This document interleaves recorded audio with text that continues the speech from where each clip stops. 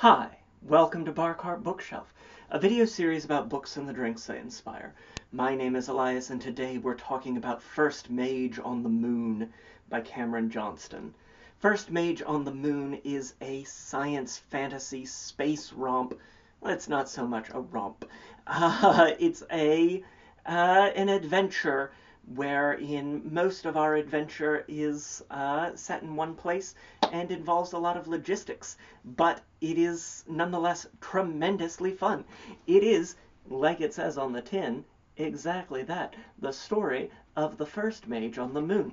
So it's set in this sort of world, this not quite Fantasyland TM, but very like high fantasy, where wizards and dragons and we have this sort of Cold War, hot war thing going on, and in this setting, none of the sort of major world-changing revolutions seem to have happened. Nothing, no French Revolution, no Haitian, no Russian, and so we're left with these world powers that retain a lot of their oligarchic, imperialistic, monarchical sort of characteristics.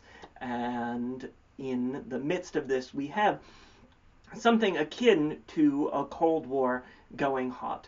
Maybe somewhere between like the Cold War and World War I, where we have this sort of dividing line of no man's land. And in the midst of this, a group of wizards who are part of the research and development group for one of these sort of great superpowers, the Unity, decide, well, we would really rather be building bridges, and wouldn't it be possible to put an end to this war if we go to the moon, which is where the gods live, and ask them to intercede? Wouldn't that be something that would bring an end to sort of the senseless violence, and we as engineers can return to the sort of work that we find more fulfilling and constructive? And so we get into the complications of that. And if you're like a space race fan, you're really going to have a lot of fun with this. It is one of those books that, with a title like First Mage on the Moon, you're going to have a fun time. And you do. But it doesn't shy away from the fact that these are really sort of violent and controlling societies. It is not necessarily cozy, though I think it is something that will appeal to fans of that interplay of the sort of modern and the medieval magical, that's where you can see, oh, okay, this is our space, Yuri Gagarin, this is how we're building our rockets, this is how we are sort of engaging, our Leica is an imp summoned from hell, that sort of thing. And there's just a tremendous amount of whimsy paired with a keen thought, and this notion that perhaps this is a gesture, a scientific gesture, scientific magical gesture that could change the world, and change the world for the better in the way that, if we made the fantasy Saturn V, it would not do. If you're fans of books about like big logistical projects like Sylvain Neuvel's Themis Files, or sort of Fantasyland TM playing with some of these sort of stock archetypes like Diana Wynne Jones's Dark Lord of Dirkholm, I think you're really going to dig First Mage on the Moon. And so we had to have a drink. Our drink today is the Fire Dragon Fizz. So our rockets are not called rockets, they call it a Fire Dragon. And so we're going to build essentially a rocket that will take us to the moon in the sky.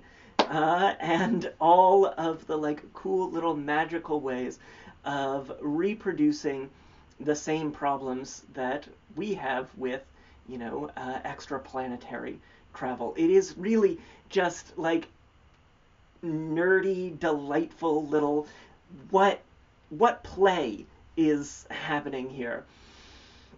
And just so much fun. So we're going to begin with a split base of our spirits with 3/4 of an ounce of brandy for the Unity, lovely, and 3/4 of an ounce of vodka for the Uranius Empire. Because while this is a project that begins in the Unity, it is something that takes on a sort of international flavor of collaboration, or, you know, if you're a leader in one of these countries, treachery and treason.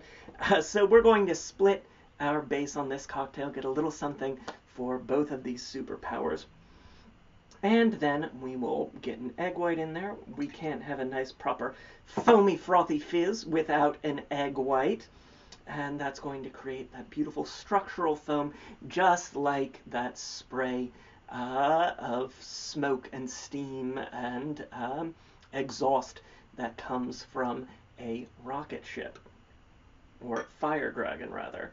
To that we'll add 3/4 of an ounce of lemon juice, nice light bright, and then our sweeteners will get 1/2 an ounce of Campari, because this does have that bit of bitter sweetness, and we have these red dragon, sort of crystallized dragon heart fire gems that help to be sort of the fuel core of our rocket ship.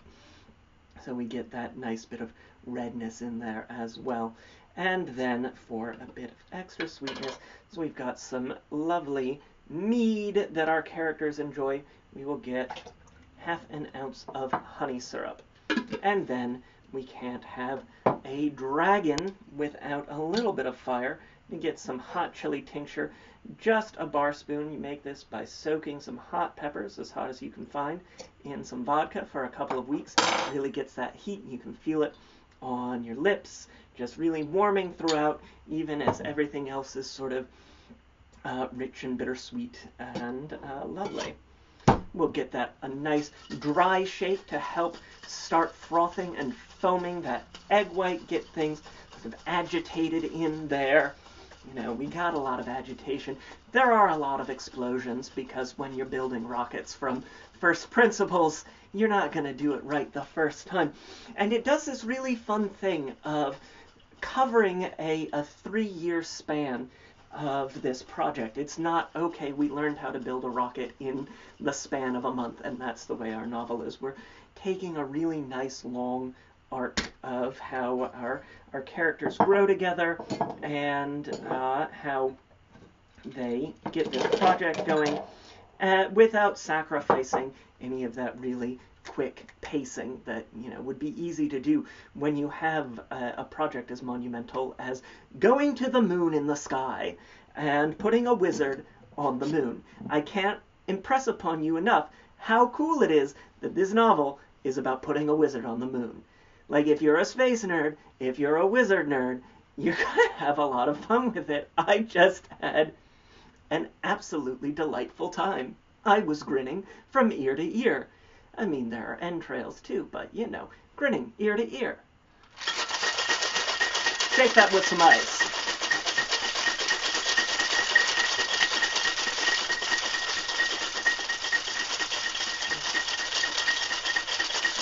Perfect. Nice, frosty, freezy, cold as space. And then we'll strain this into a highball glass using the nice, tall-footed swizzle highball glass today, because we're going all the way to the moon, so we're getting something nice and tall. We'll get that to fill, just so. But as you can see, we still have some space in there. Always with egg whites, we do want to double strain just in case some protein strands became a little fuller in there. We want our drink to be perfectly silky smooth when we enjoy it. And so to top that off and really give it that fizz, we'll just get a splash of seltzer. And you'll want to keep an eye on this so that you don't overflow. But so that you do get that nice sort of cascade of foam. And you'll want to let that sit just a little bit. So as you can see, even now, that foam and the body of the liquid underneath are separating. We're getting this really beautiful sort of rocket-like separation of the parts of our drink. And so there you have it. This is the Fire Dragon Fizz, inspired by First Mage on the Moon by Cameron Johnston. A huge thank you to the publisher Angry Robot for sending me this copy when I said, wow, that sounds so cool. Because, wow, it sounds so cool, and it is so cool, and I had so much fun. I've got a link to snag the book in the description down below, as well as a link to purchase my book, Cocktails and Consoles. You've got 75 cocktails and mocktails inspired by the wonderful world of video games. Got a link to snag Shatter the Sun, the latest anthology from Neon Hemlock that I have a story in as well, and links to various forms of social media, including Blue Sky and Instagram, where there is always a written version of today's recipe. Try the drink. Let me know what you think in the comments down below. Hit that like button. It makes me so happy when you do. Subscribe if you haven't already so you never miss an episode. We've got some really great books that we'll be talking about in the weeks and months to come. Some new authors here on Bar Cart Bookshelf and some returning favorites as well. So you don't want to miss any of that. And until next time, cheers.